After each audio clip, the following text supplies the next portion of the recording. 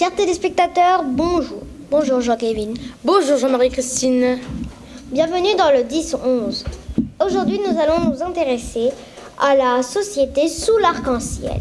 On nous signale un étrange phénomène dans le quartier de la Bretagne, dans le nord de la Réunion.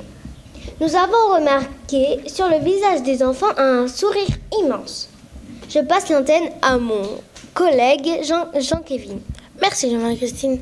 Nous nous retrouvons avec notre envoyé spécial Brian Toucourt en duplex. Est-ce que vous me recevez, Brian? Oui Jean-Kévin, je vous reçois. Comment ça va? Tranquille? Oui, tranquille, la famille. Je suis au bout de l'allée de l'association Sous Arc-en-Ciel, devant le panneau, qui est visiblement très caché par la pharmacie. Mais c'est bizarre. Normalement, il y a des gens qui passent. Oui, il y a du monde qui passe en ce moment même. On va aller essayer d'interroger des passants pour voir s'ils connaissent l'association. L'entreprise. Pardon. Bonne chance. C'est parti. Bonjour monsieur, on vient de vous croiser près de la pharmacie. Comment vous appelez-vous? Michel No. Michel, connaissez-vous Sous l'Arc-en-Ciel? Pas du tout. Je l'ai découvert avec vous et je suis ravi d'apprendre effectivement ce que vous faites. Oui, par rapport au panneau. Êtes-vous déjà allé voir à peu près qu'est-ce qui se passe? Pas du tout. Connaissez-vous l'association? Pas du tout, mais c'est une très bonne idée. D'accord. Et c'est un très beau métier. Non, du tout. Vous avez jamais... Jamais entendu parler. Je connais la propriétaire, mais j'ai pas eu le temps de visiter le local. J'ai lu un peu son affiche qui se trouve là, mais bon, je me suis pas vraiment intéressé pour l'instant. Voilà, peut-être que je m'intéresserai parce que j'ai un enfant de 7 ans qui pourrait avoir des activités à faire pour lui. Peut-être ça viendra, mais pour l'instant, j'ai pas eu encore le temps. Qui a été fondé par Véro? Oui. Ouais, non, finalement, je connaissais. Tout simplement parce que c'était l'ancien cabinet de kinésithérapie où je travaillais avant. Oui, je connais le sous l'arc-en-ciel. Bien, est-ce que vous y êtes déjà allé? Oui, je suis déjà partie là-bas. Il y a plein de stages très chouettes. Vous avez qu'à y aller là-bas pour voir un peu comment ça se passe. D'accord, merci mademoiselle, pardon. Alors Jean-Kévin, est-ce que vous me recevez? Oui, je vous reçois, Brian Toucourt. Donc, d'après notre interview, j'apprends que peu de gens connaissent l'association. Et on va aller faire un tour pour en savoir un peu plus, connaître les personnes qui travaillent là-bas et la fondatrice de l'association. Merci Brian Toucourt. Justement, nous nous retrouvons avec nos deux journalistes, Jana l'ananas et Thomas. Bonjour, est-ce que la connexion marche bien? Bien. Où vous trouvez-vous? On se trouve devant la porte de Sous l'Arc-en-Ciel. Que voyez-vous? On voit des bulles de couleurs. Est-ce qu'on peut en savoir un peu plus? Eh bien, si vous êtes d'accord, nous allons tout de suite essayer de frapper à la porte pour voir si on peut nous ouvrir. Oui. Je toque à la porte. Est-ce que quelqu'un va nous ouvrir? Oui, on nous ouvre. Bonjour. Bonjour. C'est pour savoir si on pouvait venir visiter cet endroit. Oui, bien sûr, bienvenue sous l'arc-en-ciel. Entrez. Merci. Je crois qu'ils ont réussi à rentrer à l'intérieur. Voyons ce qui se passe. Ici, nous sommes sous l'arc-en-ciel?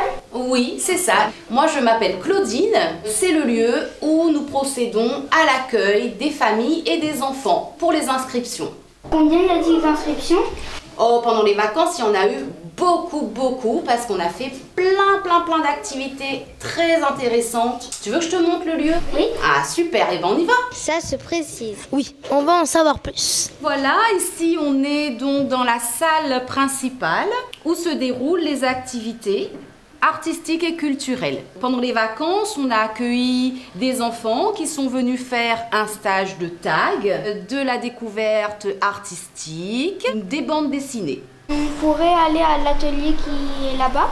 Oui, bien sûr, on va aller donc à la rencontre des enfants qui sont en train de faire un terrarium. Bonjour.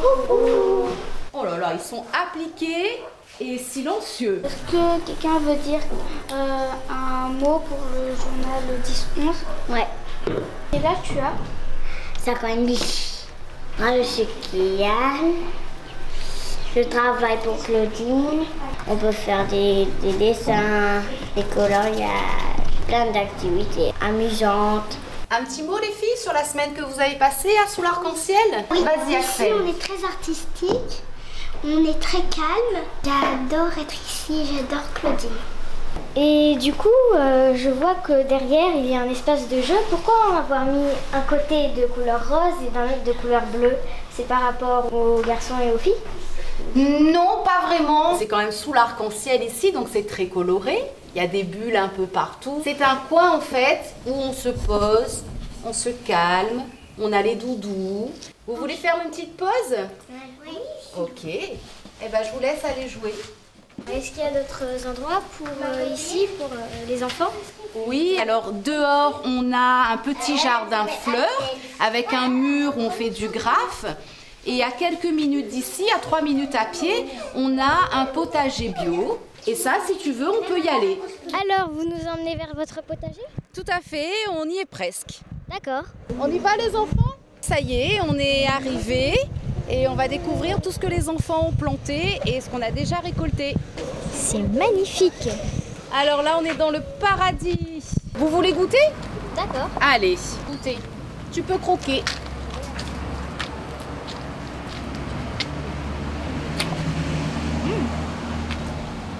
Ça a le goût de feuilles.